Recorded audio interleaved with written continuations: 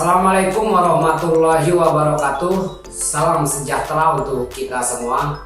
Perkenalkan, nama saya Iskandar, salah satu peserta Diklat PIM 3 Angkatan Pertama tahun 2023. Saya dari Kabupaten Lombok Utara.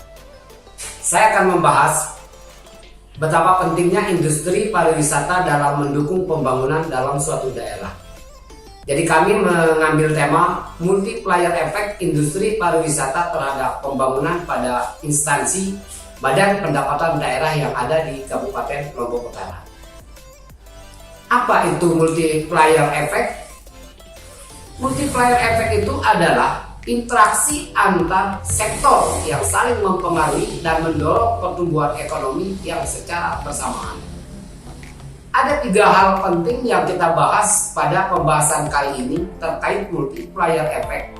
Pertama, industri pariwisata sebagai program unggulan strategis dalam penanggulangan kemiskinan di NTB dan keterkaitannya dengan urusan kewenangan dan peran instansi badan pendapatan daerah. Kemudian yang kedua, ada faktor yang kedua yang kita bahas pada kesempatan ini, yaitu perubahan yang harus dilakukan untuk memanfaatkan peluang ataupun mendukung keberadaan industri pariwisata tersebut bagi instansi badan pendapatan daerah. Nah, untuk memanfaatkan peluang dan mendukung keberadaan industri pariwisata bagi instansi badan pendapatan daerah, terdapat beberapa perubahan yang dapat dilakukan. 1. Peningkatan kesadaran dan pendidikan. Kemudian yang kedua, penyusunan kebijakan yang mendukung. Kemudian yang ketiga, peningkatan kemitraan yang kolaborasi. Kemudian yang keempat, penggunaan teknologi dan inovasi. Yang kelima, promosi dan pemasaran. Kemudian yang ketiga, bagaimana perubahan yang dimaksud dapat diterapkan dalam mengambil setiap peluang yang ada berdasarkan perspektif manajemen perubahan sektor, publik kepemimpinan transformasional, jejaring kerja, dan komunikasi organisasi sektor publik. Industri pariwisata di NTB menjadi program unggulan yang sangat strategis dalam penanggulangan kemiskinan. Dalam hal ini, maka Badan Pendapatan Daerah Kabupaten ataupun Kota memiliki peran penting dalam mengelola pendapatan yang dihasilkan dari industri pariwisata. Misalnya kita bisa melihat ada pajak hotel, kemudian ada pajak restoran, ada retribusi dari pariwisata. Fokus kita yang ketiga adalah bagaimana perubahan-perubahan yang dimaksud di atas tadi dapat diterapkan dalam mengambil setiap peluang yang ada berdasarkan beberapa perspektif. Ada 4 perspektif yang kita ambil. Pertama, perspektif manajemen perubahan di sektor publik.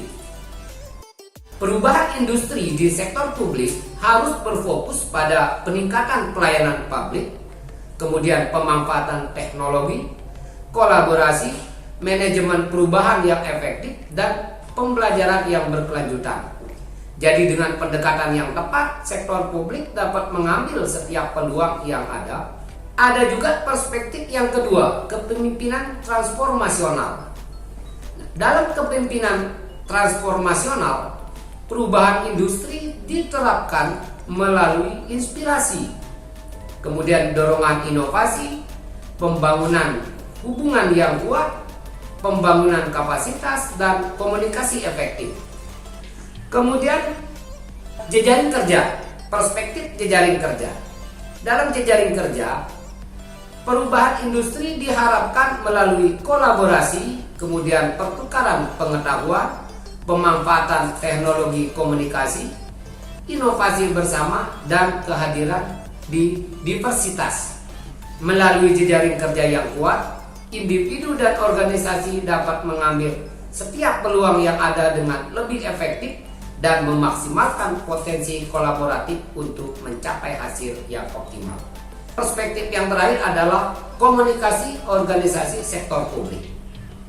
Dalam perspektif komunikasi organisasi sektor publik, perubahan industri di sektor publik diterapkan melalui komunikasi yang transparan dan terbuka, penyampaian pesan yang jelas, keterlibatan pemangku kepentingan pemanfaatan media dan teknologi komunikasi, serta evaluasi dan responsif. Dengan pendekatan ini, perubahan dapat lebih diterima, didukung, dan berhasil dalam mencapai tujuan yang diinginkan.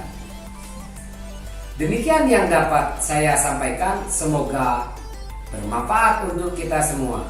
Sekian, wassalamualaikum warahmatullahi wabarakatuh.